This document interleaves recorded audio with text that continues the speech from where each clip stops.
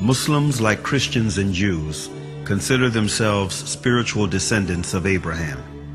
1.5 billion people in this world are Muslims. 250 million of them are Arabs, and over 1.2 billion are non-Arabs. There are Chinese Muslims, European Muslims, American Muslims, Latino Muslims. 1 out of every 5 people in this world is a Muslim, which is enough reason to learn about Islam. It is important to realize that Islam is not just a religion, but it is a complete, comprehensive way of life. It's not something that we only do on Fridays, but it carries over into our workplace, our families, our communities, and our friends. Linguistically, in the Arabic language, the word Islam comes from the root word salama. And from this root, you can have 3 different words with 3 different meanings.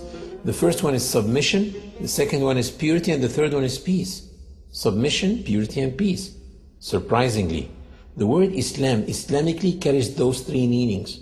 The word Islam Islamically means that if any person fully submits himself or herself to the will of God and worships God purely without any association with God, worships God alone, he or she should live in peace and harmony in this life and in the hereafter.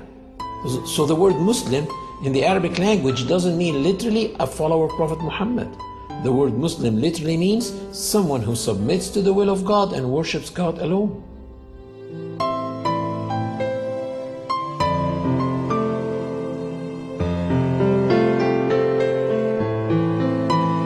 Muslims feel they are in harmony with the universe because the Quran mentioned several times that everything around them is submitting to the law of God and worshiping Him, while they are also worshiping and submitting to God. Do you not see that Allah is the one who is praised by all those who are in the heavens and in the earth? The very birds praise Him as they wing their flight.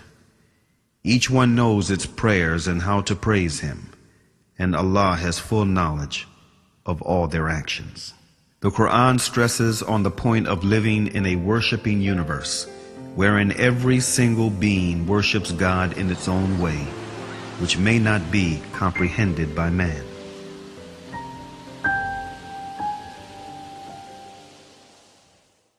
The Quran says, "The 7 heavens, the earth, and all beings therein declare His glory. There is not a single thing that glorifies Him with His praise, but you do not comprehend their hymns of His glory."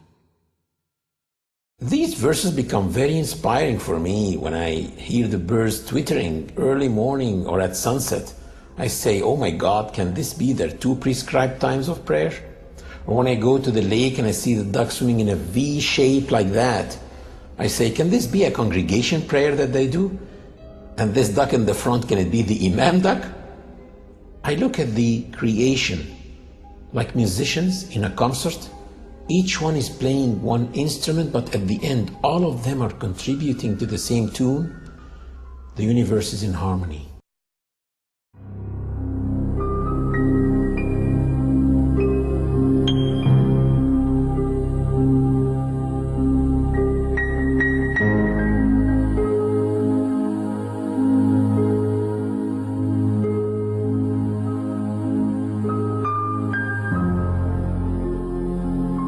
One of the really amazing things about Islam, and what caused me as a young man in North America to accept it as a way of life, is not only does Islam encourage us to accept the existence of our Creator, but also it pushes us to look into His creation, at the variance in colors and languages and cultures, and respect the power of this divine force through His creation.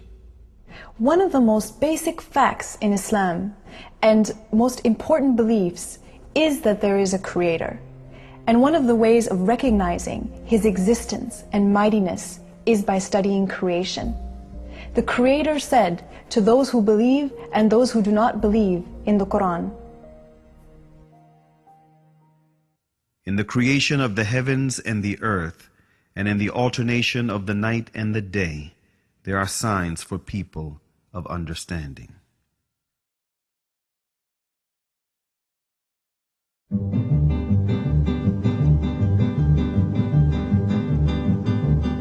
After deep thinking, many ancient and modern philosophers reached the fact of the existence of a supreme being who created this universe and is maintaining it continuously. Aristotle, an ancient Greek philosopher and student of Plato, tried to demonstrate this fact, saying, "We hold, then, that the God is a living being, eternal, most good, and therefore life and a continuous eternal existence belong to the God, for that is what the God is." If people look around them, they will see the intelligent design everywhere and in their own selves. Take the eye as an example. The light reflects on the object and then reflects on our eye retina, where it is transferred into pulses to a place in the brain called the center of vision. And it is probably one of the darkest places in the human body because it is completely insulated from light. It never saw the light. And all the images that we view in our lives are formed in this part of the body, the center of vision. We see all these bright, sharp, three-dimensional images in this part of the body, while thousands and thousands of engineers in TV factories are trying to come up with an image as sharp, bright, and clear, but still they cannot. And if someone claimed that TVs that we have at home just came by chance, atoms accumulated and made those TVs, no one will believe it. But still, some people believe that the vision system came by chance. Same applies for hearing, taste, the way kidneys work, the way livers work, etc., etc. The Creator said in the Quran, "Were they created without a creator, or were they their own creators?" René Descartes, a noted French philosopher and one of the most influential thinkers of modern times, was led to belief in God through doubt. He doubted that there is God, but doubt meant to him that he thinks, which in turn meant that he exists, which therefore meant that he was created. And since he did not create himself, therefore someone else must have created him, and that one should be the source of life.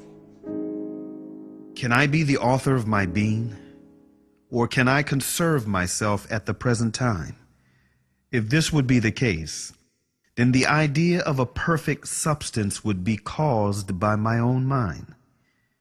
In order for this to be, I should have to be God himself.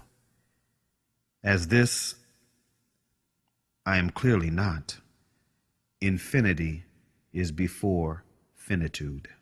Immanuel Kant, one of the most influential thinkers of modern times, who is regarded as the last major philosopher of the Age of Enlightenment, was impressed by all the variations, numerations, and synchronizations in this world that make the existence of an omnipotent supreme being a fact. This present world presents to us so immeasurable a stage of variety, order, fitness, and beauty.